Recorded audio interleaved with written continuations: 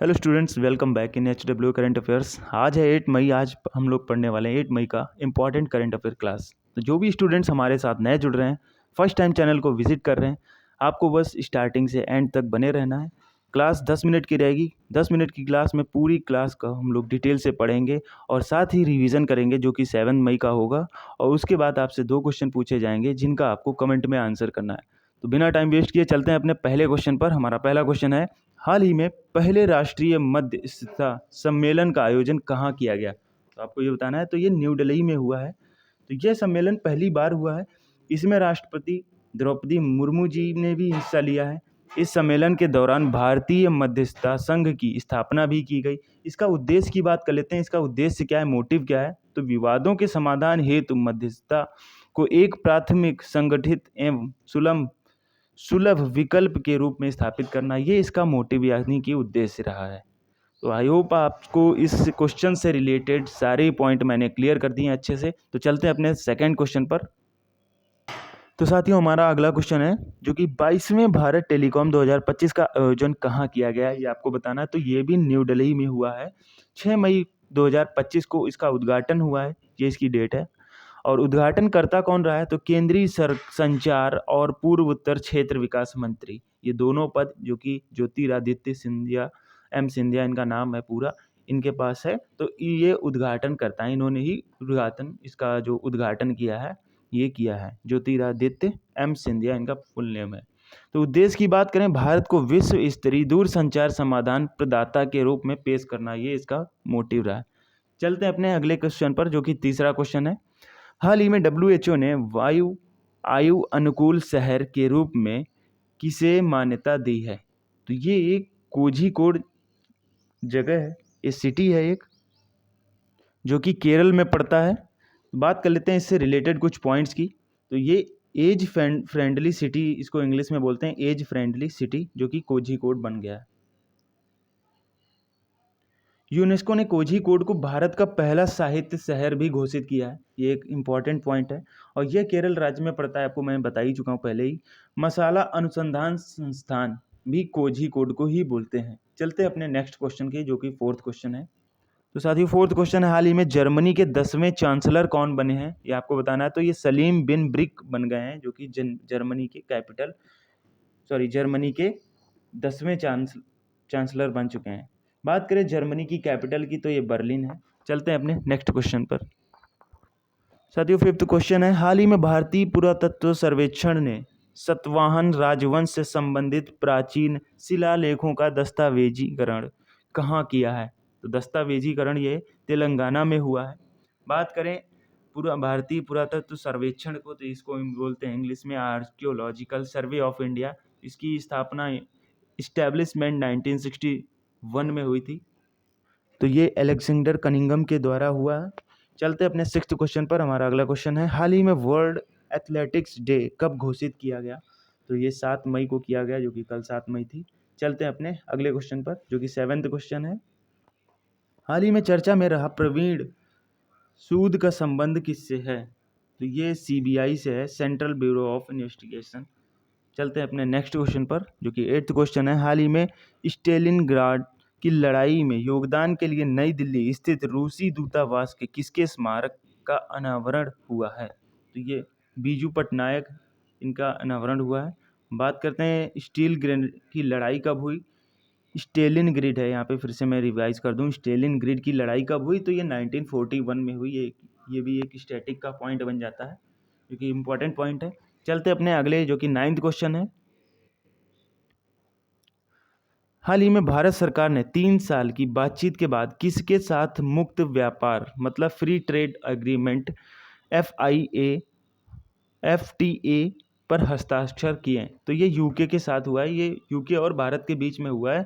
3 साल तक इस पर बात चलती रही है। और ये 16वां क्रम, मतलब कि 16th इसका जो एडिशन था, 16th क्रम का फ्री ट्रेड एग्रीमेंट हुआ है भारत के साथ। चलते हैं अपने अगले क्वेश्चन पर, जो कि लास्ट क्वेश्चन है। तो साथियों, अगला क्वेश्चन है, केंद्रीय मंत्री डॉक्टर जितेंद्र सिंह ने वैश्विक अंतरिक्ष अन्वेषण शिखर सम्मेलन GLEX 2025 का उद्घाटन कहाँ हुआ है, ये आपको बताना है। तो ये न्यू दिल्ली में हुआ है। क्रम की बात करें एडिशन तो इसका 12th क्रम रहा है। थीम की बात करें तो नई दुनिया तक पहुंचना, नई टेक्नोलॉजी और स्पेस टेक्नोलॉजी तक पहुंचना, ये इसका थीम रहा है। चलते हैं अपने रिवीजन पॉइंट्स पर। तो साथियों, रिवीजन पॉइंट्स का पहला क्वेश्चन है, हाल ही में पीएम मोदी जी ने बिहार के खेलो इंडिया यूथ गेम्स के कौन से संस्करण का उद्घाटन किया है, ये आपको बताना है। तो ये संस्करण जो रहा है, ये 7वां संस्करण का उद्घाटन किया है हमारे पीएम नरेंद्र मोदी जी ने। सेकंड क्वेश्चन की बात करें तो हाल ही में एआई आधारित डेटा सेंटर पार्क की आधारशिला कहाँ रखी गई, ये आंसर है इसका छत्तीसगढ़, जो कि नवा रायपुर में पड़ती है, यहाँ पर रखी गई है छत्तीसगढ़ में। चलते हैं अपने अगले क्वेश्चन पर। हाल ही में चर्चा में रहा श्री लहराई यात्रा महोत्सव का आयोजन कहाँ हुआ था, तो ये आपको बताना है। तो ये गोवा में हुआ था। इसमें आग के अंगारों पर चलना होता है, देवी लहराई के सम्मान में इसका आयोजन होता है। चलते अपने फोर्थ क्वेश्चन पर। हाल ही में कलिंगा सुपर कप 2025 का खिताब किसने जीता है, तो ये गोवा फुटबॉल क्लब ने जीता है। 5th एडिशन था इसका। उप विजेता की बात करें तो जमशेदपुर फुटबॉल क्लब रही है, और विजेता तो आपको बता ही दिया मैंने कौन जीता है, गोवा फुटबॉल क्लब। चलते अपने 5th क्वेश्चन पर।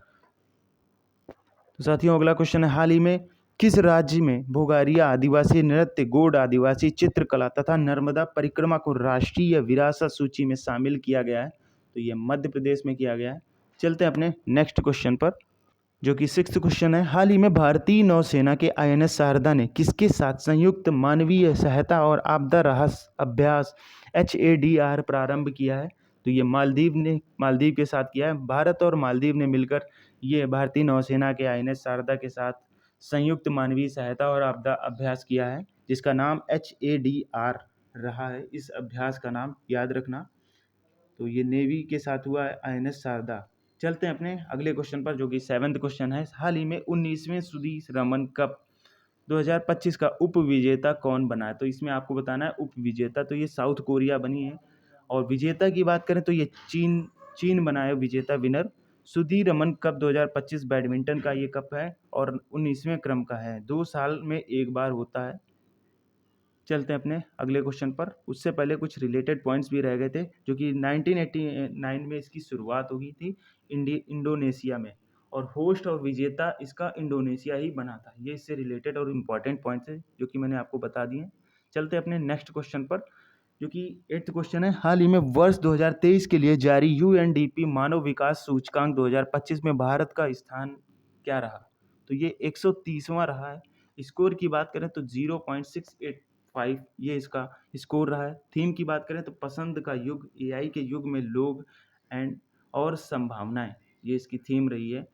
बात करें 9th क्वेश्चन की, तो केंद्रीय जहाजरानी मंत्रालय के अनुसार भारत की तट रेखा की संशोधित लंबाई कितनी है। इंपॉर्टेंट क्वेश्चन है, याद रखिएगा। तो इसका रिवीजन चल रहा है। तो 11,098.81 किलोमीटर ये इसकी कुल लंबाई रही, जो कि टोटल है। बात करें 1970 की, 1970 की, तो 7,516.60 किलोमीटर इसकी थी, प्लस ऐड की गई है 2023 में, जो कि 3,537.21। टोटल की बात करें तो 11,098.81 किलोमीटर टोटल हो गई है। तो इम्पॉर्टेंट क्वेश्चन है। चलते अपने अगले क्वेश्चन पर, जो कि 10th क्वेश्चन है, हाल ही में केंद्रीय मंत्री राम मोहन नायडू ने राजस्थान की कोटा के साथ किस एक अन्य ग्रीनफील्ड हवाई अड्डे के लिए सैद्धांतिक मंजूरी दी है, तो ये पुरी को दी है। चलते हैं कल के क्वेश्चंस पर, जिनका आपको आंसर बता दूं करेक्ट। बाकी काफ़ी सारे लोगों के जो आंसर आ रहे हैं वो करेक्ट ही आ रहे हैं, पर मैं फिर से एक बार ही आपको बता देता हूँ, जिससे आपको बिल्कुल क्लियरेंस मिल जाए और क्लैरिफाई हो जाए चीज़ें। तो साथियों, पहला क्वेश्चन जो आपसे पूछा था, भारत का 58वां 58th टाइगर रिजर्व की बात करी गई थी, तो ये माधव टाइगर रिजर्व है, जो कि मध्य प्रदेश में बना है, अभी रिसेंट में नया ही ऐड किया गया है, इसको 58 बन गया है, तो ध्यान रखना आपको। सेकंड क्वेश्चन की बात करें तो एशियाई हॉकी चैंपियंस ट्रॉफी खिताब किसने जीता है। रिसेंट की बात की गई थी, रिसेंटली में मतलब जो लास्ट वाला हॉकी चैंपियनशिप हुआ, जो चैंपियंस ट्रॉफी हुई, उसमें किसने जीता है। तो मेन एंड वुमेन की दोनों की आपको बस बता दूं मैं, तो ये हमारे प्यारे भारत ने जीता है। चलते हैं आज के क्वेश्चंस पर। तो साथियों, आज का क्वेश्चन है आपके सामने, रणजी ट्रॉफी 2025 का विजेता कौन है। और सेकंड क्वेश्चन है, टाइगर ट्रम्प 2025 किसके साथ हुआ? भारत का। तो आपको बताना है भारत के साथ हुआ और किसके साथ हुआ। तो आपको दो कंट्रीज़ थी। तो टाइगर ट्रम्प 2025 किसके साथ हुआ? एक तो भारत है, मैंने आपको बताई थी, और कौन सी कंट्री थी वो बताना है आपको। तो स्टूडेंट्स आज के लिए इतना ही। मिलते हैं नई करंट अफेयर क्लास के साथ। तब तक के लिए क्लास अगर अच्छी लगे तो प्लीज़ लाइक शेयर सब्सक्राइब ज़रूर करें। तब एंड थैंक यू।